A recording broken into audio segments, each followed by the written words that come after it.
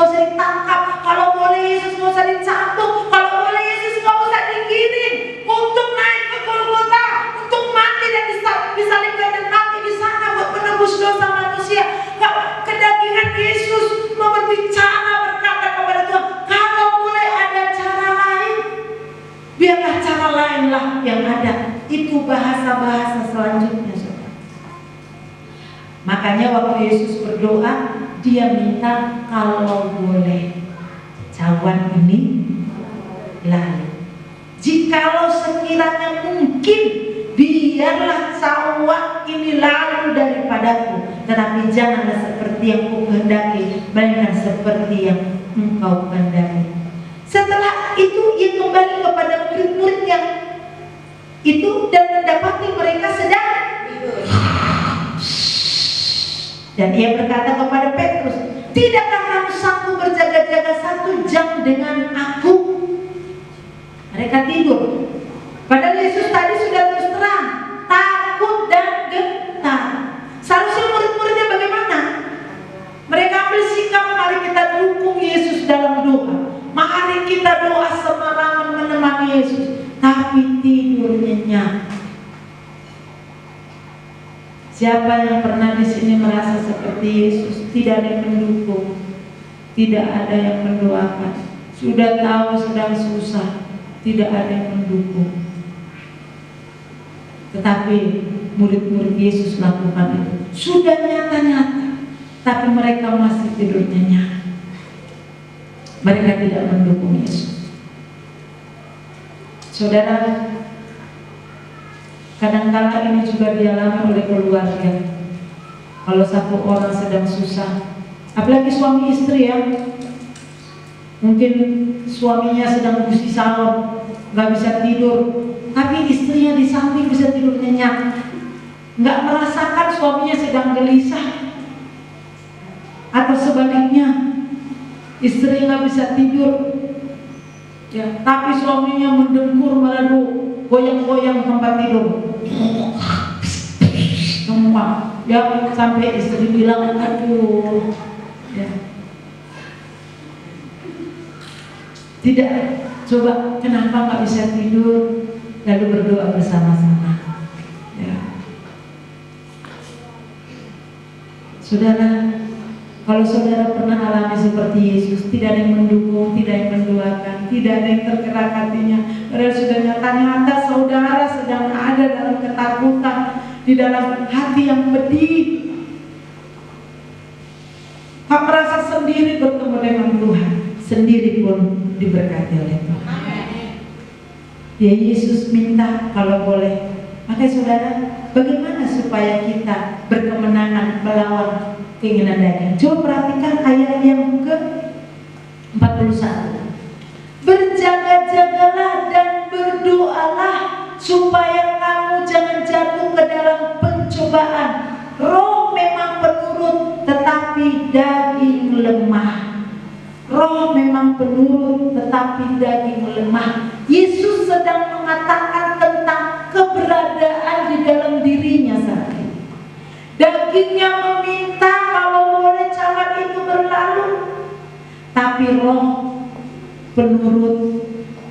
Maka di dalam doa selanjutnya, tapi kalau itu kehendakmu, biarlah itu terjadi.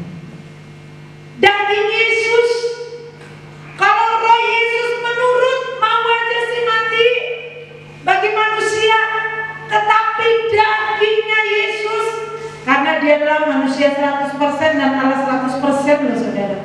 Jadi dia belum merasakan takut dan gentar. Tadi dia nggak takut-takut, dia sebagai Tuhan, dia sebagai guru, dia yang melakukan mujizat selama ini bersama dengan murid-muridnya, dia yang mengutus murid-muridnya, dia tidak gentar dan tidak gengsi mengakui itu.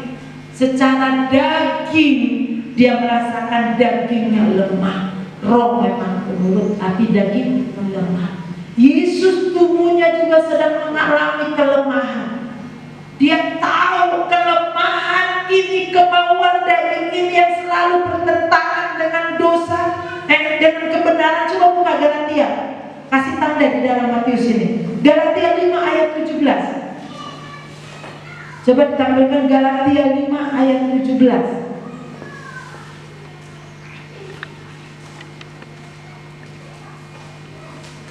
Galatia 5 ayat yang ke-17. Kita baca bersama 1, 2, 3 ya. Sebab keinginan daging berlawanan dengan keinginan roh, dan keinginan roh berlawanan dengan keinginan daging. Karena keduanya bertentangan, sehingga kamu setiap kali tidak melakukan apa yang kamu kehendaki. Keinginan roh, padahal daging dan roh itu satu. Ya kan? Ada tubuh, ada jiwa, ada roh. Tubuh ini yang kelihatan, jiwa adalah kehendak, kemauan, pikiran, inspirasi dan lain sebagainya. Tapi roh adalah roh kita dengan roh Allah. Roh Allah dalam hidup kita ini selalu bertentangan. Daging ini maunya melakukan dosa. Kalau saudara baca juga ayat selanjutnya, perbuatan daging telah nyata, apa itu percabulan, gaya dan lain sebagainya. Itu keinginan daging. Keinginan daging Yesus kalau boleh jangan dia disalibkan. Amin. Tetapi Yesus berdoa. Kenapa Yesus harus pergi ke Taman Getsemani? Tujuannya adalah mengalahkan daging itu. Yesus berjuang, Bapak Ibu. Jangan saudara pikir Yesus tidak berjuang. Sampai kalau nanti kita baca dia berpeluh, darahnya bagaikan keringatnya bagaikan titik-titik darah, keringatnya saudara. Saking dagingnya itu ketakutan, dia sedang mau mengalahkan kedagingan. Maka Yesus katakan roh memang menurut tapi daging lemah. Makanya daging secara jasmani Yesus sedang mau taklukkan. Maka dia masuk ke dalam doa. Doa pertama dengan doa kedua, nanti saudara akan lihat perbedaannya. Pertama Yesus menghadap Allah, dia masih nego, masih minta kalau boleh. Jawab inilah. Itu masih doa daging, meminta kalau ada jalan lain tidak usah di sana. Yesus berjuang. Saudara mungkin juga berjuang, roh penurut, kemauanmu, keinginanmu berbuat baik, keinginanmu hidup kudus, keinginanmu lepas dari ikatan, keinginanmu ingin menyembah Tuhan, tetapi saudara tidak mampu, punya masalah sedikit, punya sakit hati sedikit, tidak menyembah Tuhan, punya rasa gak enak sedikit dengan saudara-saudara kita, sudah tidak menyembah Tuhan, sudah tidak mau berdoa, tidak mau lagi melayani. Bahkan saudara tidak mau lagi ke gereja sebagai jemaat, tidak mau lagi beribadah. Karena apa? Dagingnya sakit. Sakitnya di sini, di sini, di sini, di sini. Semua sakit. Tapi Yesus untuk mematikan daging ini, dia masuk ruang doa. Jadi kalau saudara sampai tidak kuat, itu menandakan saudara dan saya kurang berdoa. Yesus sendiri sudah raja di atas segala raja. Dia adalah Tuhan. Dia berdoa, dia membangun hubungan dengan Tuhan, dia menarik kuasa lewat doanya supaya dagingnya ini, rohnya dia tundukkan, roh yang taat penurut itu dia bawa ke hadirat Tuhan supaya lebih besar kuasa roh yang ada pada dirinya daripada kuasa daging. Jadi untuk bagaimana supaya kita berkemenangan melawan keinginan daging kita, solusinya adalah dari Tuhan Yesus dikatakan berjaga-jagalah dan berdoa. Jadi untuk mengalahkan daging adalah cara Yesus, berjaga-jaga dan berdoa. Berjaga-jaga dan berdoa. Dia berdoa kepada Bapa di surga. Ini adalah wujud dari persekutuan pribadi dengan Tuhan, dan yang akan membuat roh kita menjadi kuat, saudara. Kita lihat ayat yang dari Matius tadi, ayat pasal 26 itu, ayat 42. Tapi ingat ya, 41, berjaga-jagalah dan berdoa supaya kamu jangan jatuh ke dalam pencobaan. Roh memang penurut tetapi daging lemah. Garis bawahi dulu itu. Berarti kalau saudara dalam pergumulan, dalam masalah, dalam kesulitan, berjaga-jaga dan berdoa. Ya, karena apa? Daging lemah, roh penurut. Maka bawalah roh kita berhubungan dengan Allah supaya keinginan daging kita itu dikalahkan. Nah, kita lihat doa yang pertama, Yesus tadi masih berkata, jikalau sekiranya mungkin biarlah cawan ini lalu daripadaku. Itu doa pertama. Saudara, waktu saudara baru datang kepada Tuhan karena pergumulan, mungkin saudara akan berdoanya dengan cara membabi buta. Tuhan, aku sudah begini, kenapa aku begini? Aku sudah setia, aku sudah berdoa, aku sudah memberi, aku sudah menolong banyak orang. Kenapa aku masih mengalami yang demikian? Mungkin saudara pertama datang masih sama dengan model yang disampaikan oleh Yesus. Jikalau boleh. Tapi lihat doa yang selanjutnya. Dia tadi setelah doa yang pertama, dia datang kepada murid-muridnya, dan Yesus lihat murid-muridnya tidur nyenyak. Sampai Yesus berkata, tidak sanggupkah engkau berjaga-jaga 1 jam saja berdoa? 1 jam saja. Ada yang tahan berdoa 1 jam? Doa sendiri, siapa yang pernah lulus berdoa 1 jam? Oh, ada. Doa sendiri, bukan doa bersama. Kalau doa bersama, doa puasa 2-3 jam. Ya, pujian penyembahan, firman pujian penyembahan. Ya, lalu ada kesaksian, ibadah raya dari jam 10 sampai jam 12, kadang lewat 2 jam. Tapi saudara, doa sendiri 1 jam. 1 jam saja kata Tuhan Yesus. Ya, 1 jam. Lalu doa yang selanjutnya ayat 42, lalu ia pergi untuk keberapa kali? Kedua kalinya dan berdoa. Apa katanya? Yuk kita baca 1-2 ya. Ya Bapakku, jikalau cawan ini tidak mungkin lalu kecuali apabila aku meminta. Sekarang bukan lagi jikalau. Ya, dia sudah memperoleh kekuatan. Dagingnya yang lemah itu sudah mulai ditaklukkan. Rohnya yang menurut Ismu sudah bangkit, sudah lebih besar kekuatannya, lebih besar kemampuannya. Maka Yesus sambung di dalam doanya, jikalau cawan ini tidak mungkin. Tadi kalau boleh. Sekarang jikalau cawan ini tidak mungkin lalu kecuali apabila aku meminumnya, jadilah kehendakmu. Doa mengubahkan kegentaran menjadi keberanian. Doa mengubahkan ketidakmampuan jadi mampu. Doa mengubah kesedihan menjadi sukacita. Doa mengubah ketakutan menjadi kemenangan yang luar biasa. Maka jangan pernah remehkan yang namanya doa. Hari-hari ini kita berdoa seperti Yesus.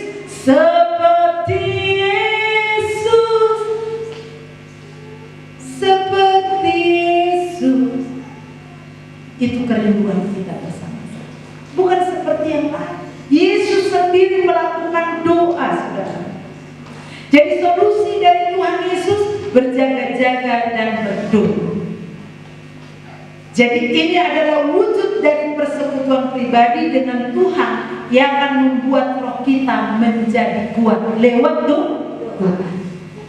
Kenapa kita kalah terus? Karena kurang berdoa. Makanya ada sampai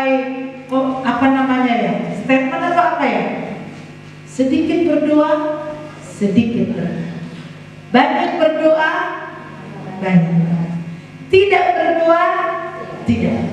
Saudara, berkat itu bukan hanya dilihat dari uangmu. Yang gak berdoa pun banyak punya uang. Banyak orang kaya yang tidak menyembah Yesus. Bukan dinilai dari berapa banyak kekayaanmu, berapa banyak mobilmu. Ya, karena itu bisa dicapai dengan mencari dengan jernih. Karena apa, saudara? Seperti Yesus, doa pertama tadi dan doa yang kedua itu sudah berubah. Dan kalau saudara, seluruh kita jemaat Tuhan bisa waktu membangun doa di hari-hari ini, doa-doa kita akan berbeda selanjutnya. Ya, setiap hari cara doa kita berbeda. Sehingga sekarang ada orang berdoa tidak lagi minta-minta terus. Dia hanya bersyukur. Sudah pernah dia doakan, Tuhan sakitku, kuserahkan dalam tanganmu, dalam nama Yesus aku percaya aku sehat oleh bilur-bilur. Selanjutnya dia nggak minta lagi, karena dia sudah berdoa, dia tahu.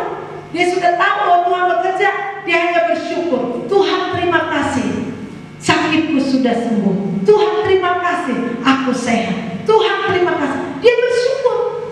Beda doa pertama dengan doa yang selanjutnya.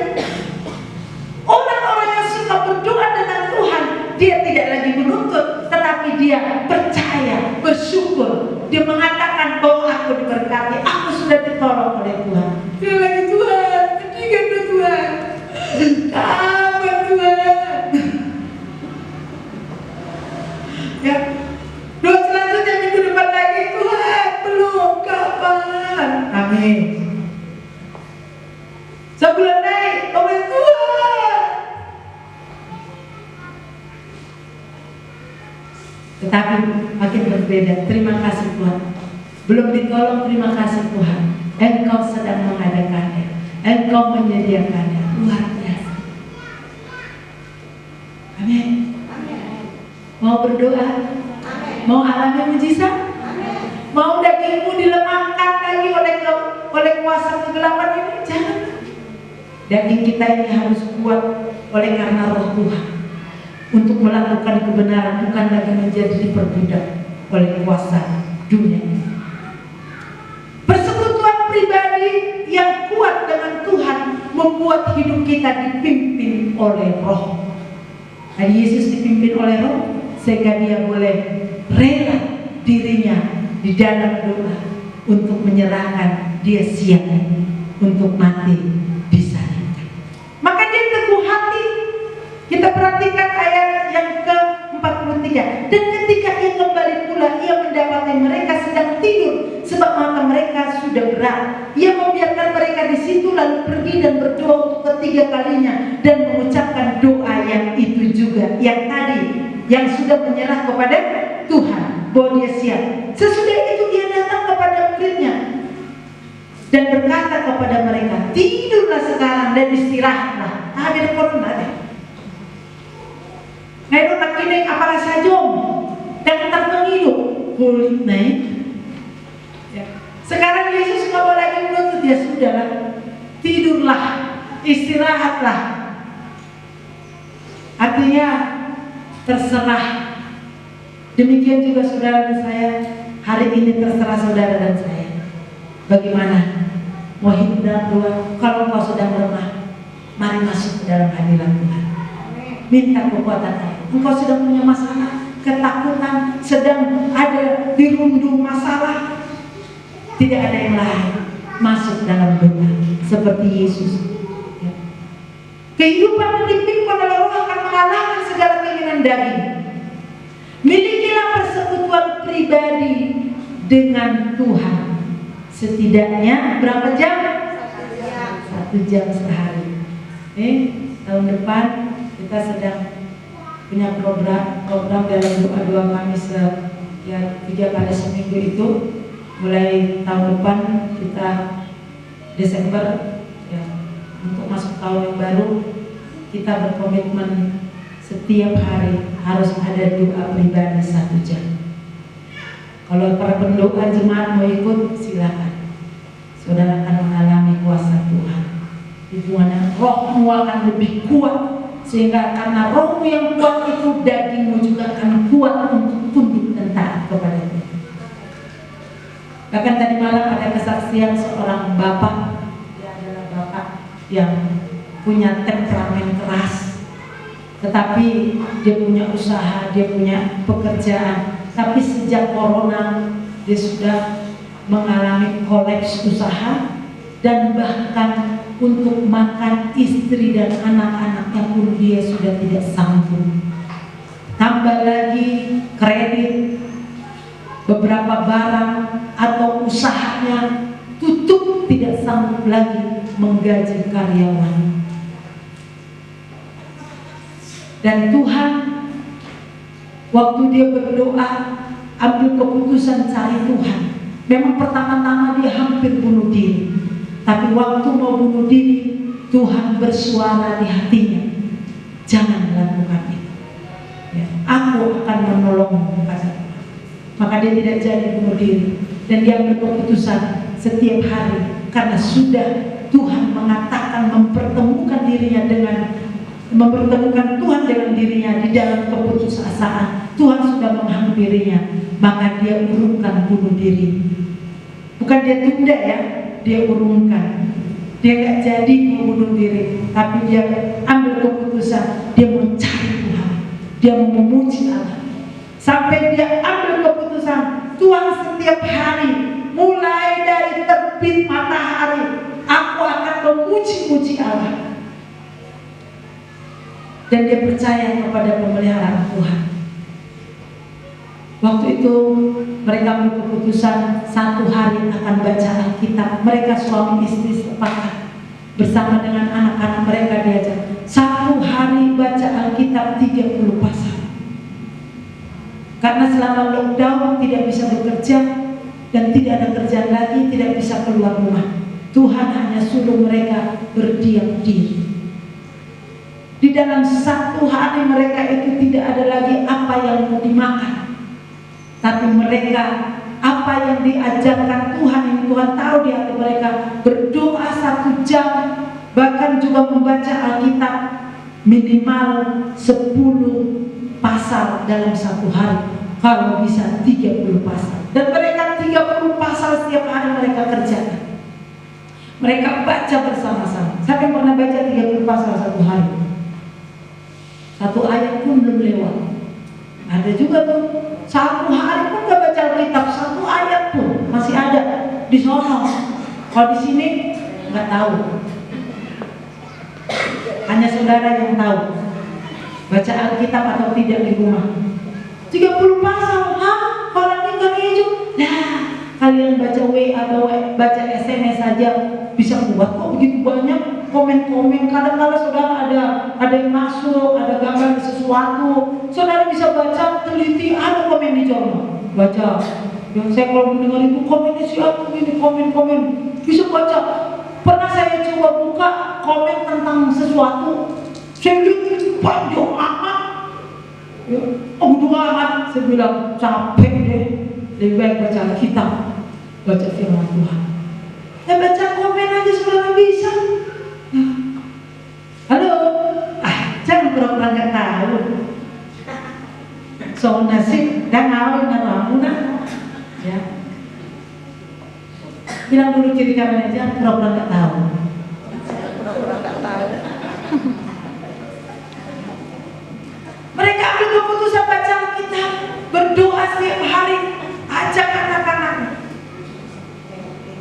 Dan apa yang saudara mereka alami? Karena Tuhan suruh dia mau berdiam diri, mau kerja nggak bisa, ya kan, lockdown. Makanya kami di Pastori waktu mulai dari lockdown, kami ambil keputusan doa bersama 3 kali sehari, baca Alkitab, berdoa syafaat, pagi jam 5, nanti siang jam 11. Ya, sekarang kalau udah masuk sekolah jam 12, nanti kalau pulang sekolah udah pulang jam 1 ya jam 1, jam 1:30. Jamnya dilewati nggak apa-apa kalau memang karena aktivitas, tapi harus berdoa. Nanti malam lagi sebelum tidur kita doa bersama, baca Alkitab bersama-sama. Beda lagi di kamar tersendiri lagi baca. Udah berdoa tadi sama satu rumah, nggak usah lagi baca. Tetap baca. Kita masih tetap berhubungan dengan Tuhan sampai kita menutup mata tidur. Ya. Dan doa. Dan apa yang terjadi saudara? Kesaksian Bapak ini luar biasa. Per 1 jam dia tadi malam dikasih kesaksian. Seharusnya ada berapa orang yang bersaksi, tapi entah yang 2-3 orang, yang 2 orang tidak ada halangan sehingga mereka tidak bersaksi. Padahal itu maksud Tuhan, supaya dia yang menguasai 1 jam untuk bersaksi. Ya. Lalu dia saksikan dari awal dia tidak jadi bunuh diri. Waktu mereka sudah tidak ada lagi makanan, mereka berkata, Tuhan Engkau melihara. Mereka baca Yesaya pasal 61. Mereka perkatakan setiap hari setelah baca 30 pasal, mereka perkatakan Yesaya 61. Yesaya 60-61 mereka perkatakan, mereka deklarasikan setiap hari. Tiba saatnya mereka tak punya makanan lagi. Tiba-tiba dia ketok pintu. Ketok, salut. Mereka diantarkan makanan yang siap makan, yang sudah masak, tinggal dimakan. Mereka bersyukur, mereka makan. Setelah mereka makan, gak lama kemudian datang lagi berkat. Ada yang bawa beras, ada yang bawa ikan, ada yang bawa minyak, ada yang bawa tepung, dan selanjutnya. Sehingga sampai sekarang, mulai corona sampai sekarang, di rumah mereka berlimpah-limpah makanan. Padahal tidak ada kerja lagi. Ya, mereka tidak bisa lagi bekerja, semua sudah tumbuh. Tidak ada lagi daya. Cari kerja, siapa yang terima kerja sekarang ini? Maka dia terus berdoa, dia tetap komitmen bersama-sama. Sampai sekarang mereka tetap berdoa. Sudah tiba saatnya mereka harus bayar. Ya, sepeda motor, kendaraan sudah datang leasing untuk mengambilnya. Para kolektor datang, tapi mereka mengutamakan Tuhan. Hari itu waktunya kolektor datang bukan untuk mengangkat kendaraan mereka yang menunggang, tetapi mengatakan bahwa mereka tidak usah lagi bayar kendaraan itu, mereka dilunaskan semuanya dan perusahaan selesai, tidak perlu lagi bayar. Di kemudian bagi Tuhan.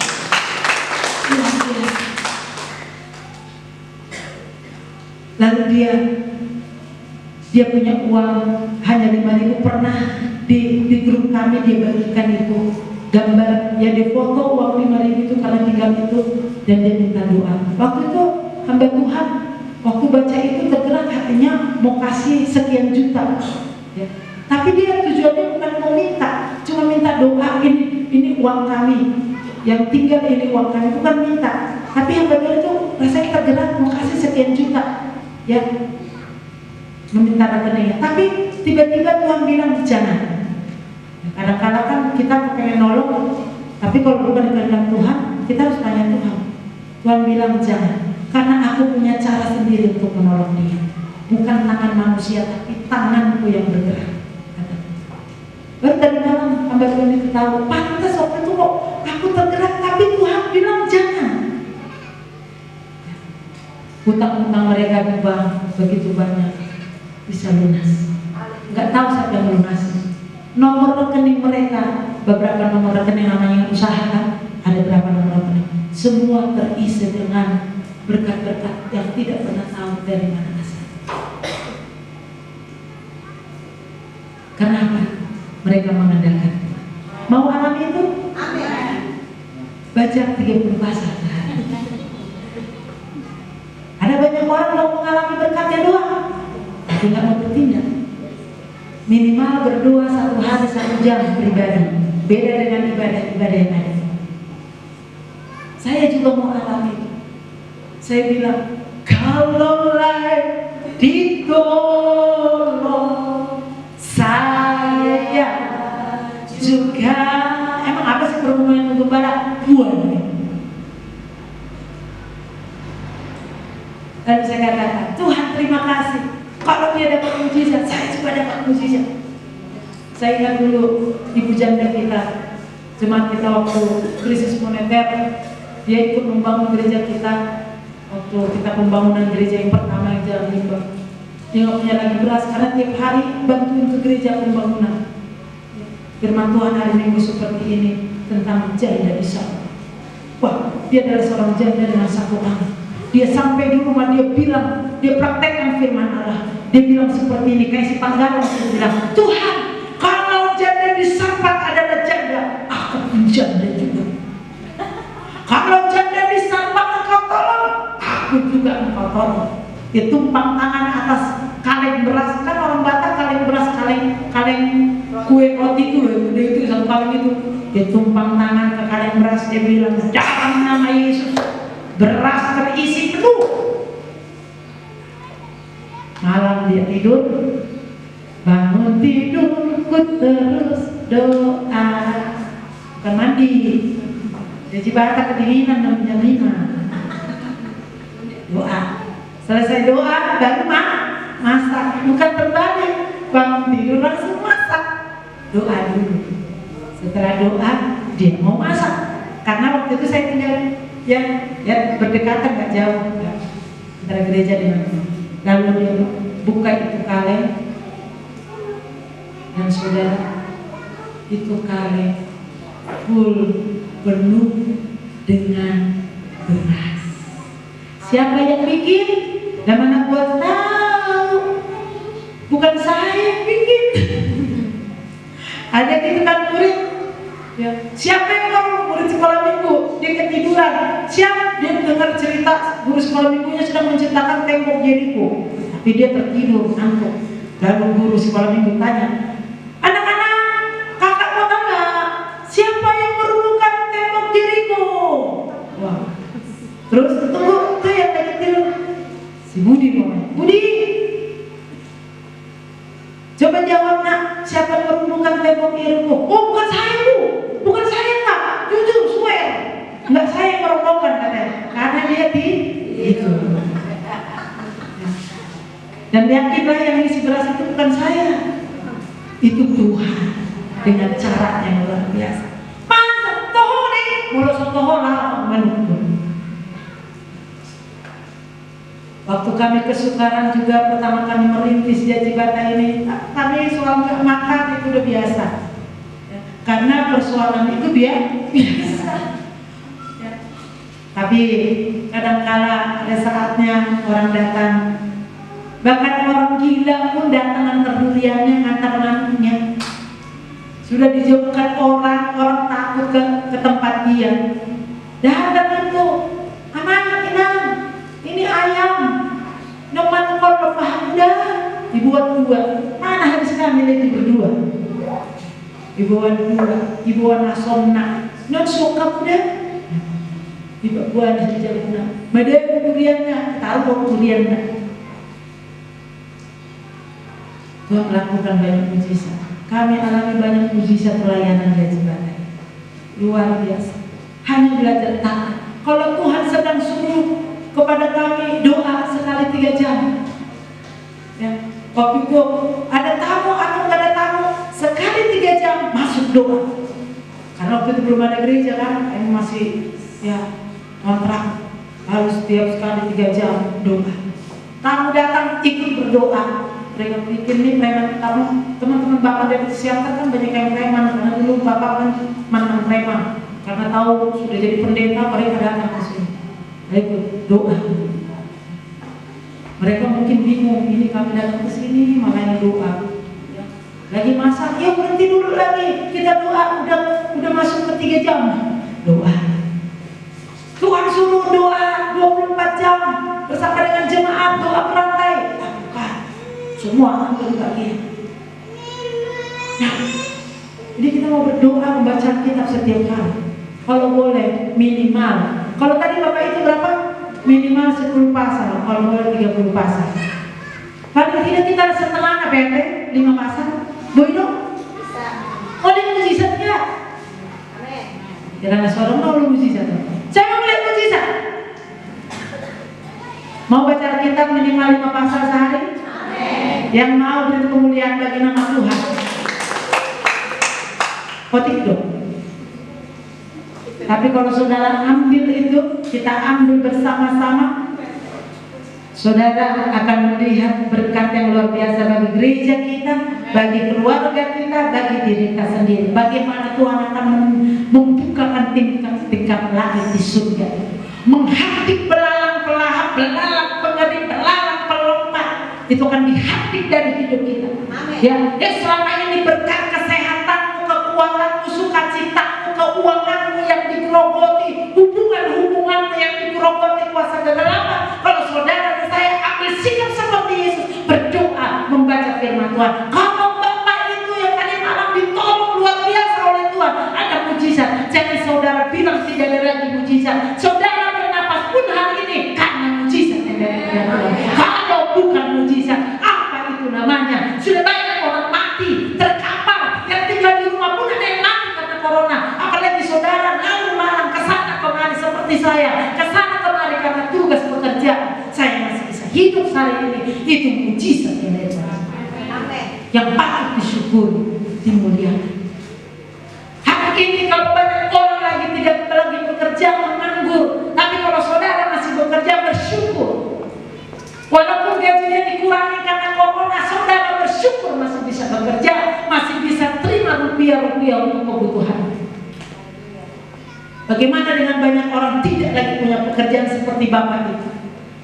Tanggungan banyak, makan tidak ada, pekerjaan tidak ada lagi, tuntutan banyak, hutang banyak.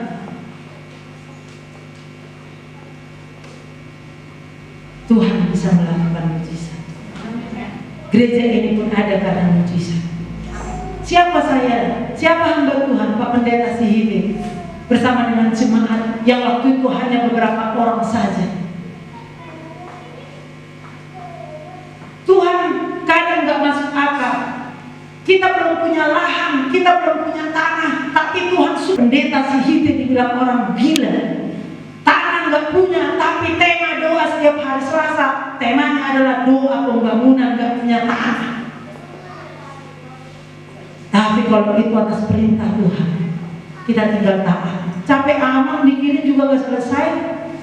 Tak terselami, dalamnya kasih Tuhan panjang, lebar, luas. Kalau diprotes-protes sama Tuhan nggak dapat apa-apa. Tinggal taat. Kita taat. Lakukan doa puasa, taat. Pergi beritakan Injil, taat. Kita belajar taat saja. Kata Tuhan berdoa, ya berdoa. Baca Alkitab minimal 5 pasal, silakan. Kalau kita melakukan hal yang baik, kenapa tidak? Daripada kita meniru yang jahat, lebih baik kita gereja melakukan, mengikuti yang baik. Dan memang terbukti saudara, kita yang mengandalkan Tuhan, membaca firman Allah setiap hari diberkati oleh Tuhan. Mungkin yang tua bilang gini, aku sudah capek membaca, minta dari Tuhan biar kita bisa membaca. Kan mujizat bagi Tuhan banyak. Bisa kita minta, tumpangin tangan ke matamu dan minta supaya bisa membaca. Kalaupun gak terjadi seperti itu, jangan habis akal. Sekarang sudah banyak Alkitab pakai suara di HP kita. Tinggal dengerin, mulai dari Kejadian sampai Wahyu. Saudara, saya rasa 50 pasal pun, 100 pasal pun bisa satu hari. Sampai saudara kerja, sampai saudara pasang itu. Makanya saya bangun tidur, selesai kami doa, saya itu langsung pasang lagu-lagu rohani yang khotbah-khotbah itu sekarang saya pindahkan ke kantin. Tadinya di rumah, karena kalau di rumah nggak kedengaran kalau saya di taman. Karena pagi-pagi kerjaan saya siram bunga dan membersihkan area kerja. Jadi dari pagi kita sudah pasang lagu-lagu rohani khotbah. Nanti sampai masuk sekolah berhenti, kecilkan saja. Supaya ada tetap pujian penyembahan. Lingkungan ini tetap ada pujian penyembahan. Ada firman. Bapak itu juga lakukan seperti itu. Mulai dari pagi sampai jam 9, mereka di rumahnya ada puji-pujian. Saya waktu ke Malaysia melayani bersama dengan Inang John Ri waktu itu ya. Pak, apa namanya itu, beli, tiba-tiba kami ada di rumah ya, waktu itu dia sedang ada keluar tugas. Lalu dia pulang dari tugasnya, dia bawa, memang keuangan waktu itu keuangan mereka lagi agak banyak kebutuhan. Jadi waktu itu bapak itu dia beli speaker. Lalu istrinya sampai di rumah, kalau beli speaker lagi, duit lagi begini, katanya. Ya, aku rindu di rumah ini. Mulai, walaupun kita pergi katanya setiap hari, mulai dari pagi sampai malam, biar ada puji-pujian dan firman Tuhan. Ya, dipasang speakernya kecil saja di rumah itu. Jadi waktu kami keluar pelayanan, ya di rumah itu dinyalakan tetap puji-pujian. Ya, lagu rohani khotbah berganti ada di situ sampai pulang nanti masih nyala. Tujuan dia biar di rumah itu selalu terdengar pujian kepada Tuhan. Ya. Dan saya percaya itu sangat dihargai oleh Tuhan kalau semua dilakukan untuk Tuhan. Apapun yang tergerak di hatimu, kalau itu untuk Tuhan, lakukan saja. Nggak usah tanya kenapa sih Tuhan. Ya, kenapa rupanya?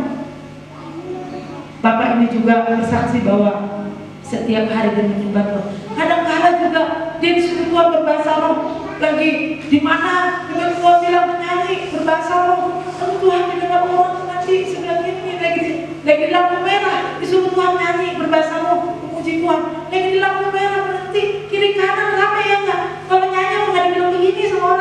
tapi dia belajar taat. Tuhan dia bernyanyi. Kadang-kadang Tuhan bilang, suaramu keras kan? Tuhan suruh keras di lampu merah loh. Apa kata orang? Kadang-kadang kayak memang orang yang mencintai Tuhan itu kayak orang gila ya. Mencintai Tuhan. Dan banyak kesaksian yang luar biasa, banyak orang diberkati di sekitarnya. Dan kita sekarang, makanya saya kemana-mana sekarang bawa minyak urapan. Saya mau belanja, saya mau jalan ke sana, selalu ada minyak urapan. Saya punya minyak urapan semprotan. Saya lagi cari yang lebih kecil lagi. Karena gede kayak kemarin saya bawa sampai jalan.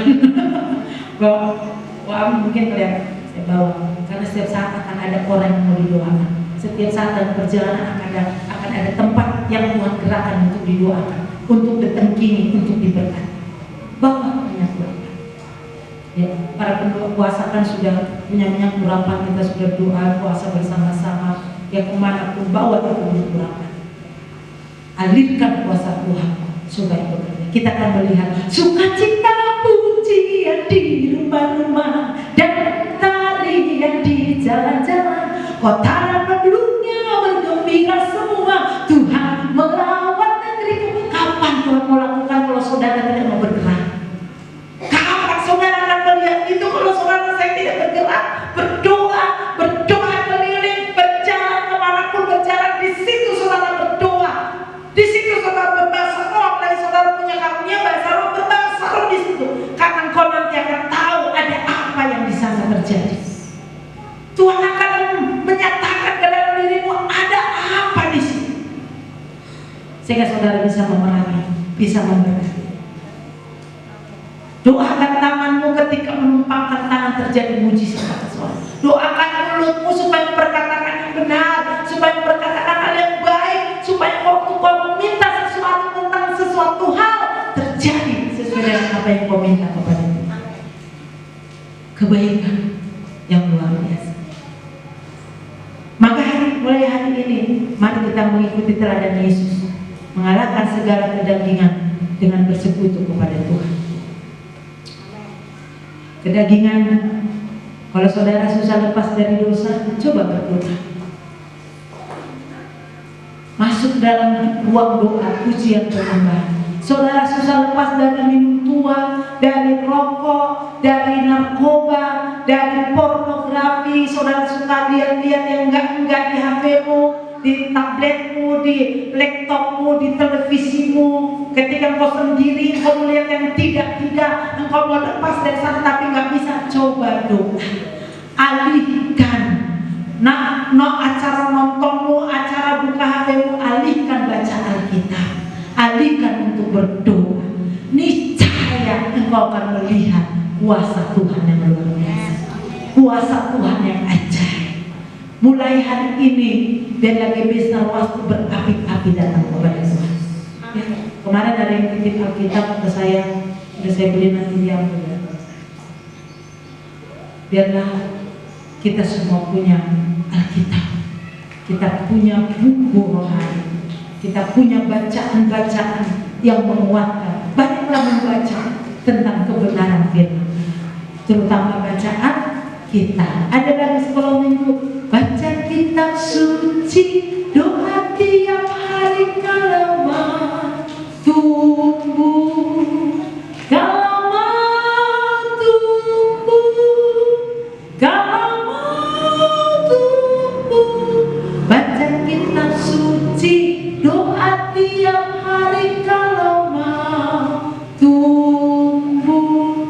Lagi kalau mau lepas dari dosa, dari kedagingan, ingat roh penurut tapi daging lemah. Daging itu bisa dibangkitkan kalau roh berbangkit untuk menyembah Tuhan. Milikilah komitmen mulai saat ini. Kami ajak seluruh sidang jemaat Tuhan, mulai hari ini, yang tadinya hanya membaca Alkitab sekedar, mulailah membaca.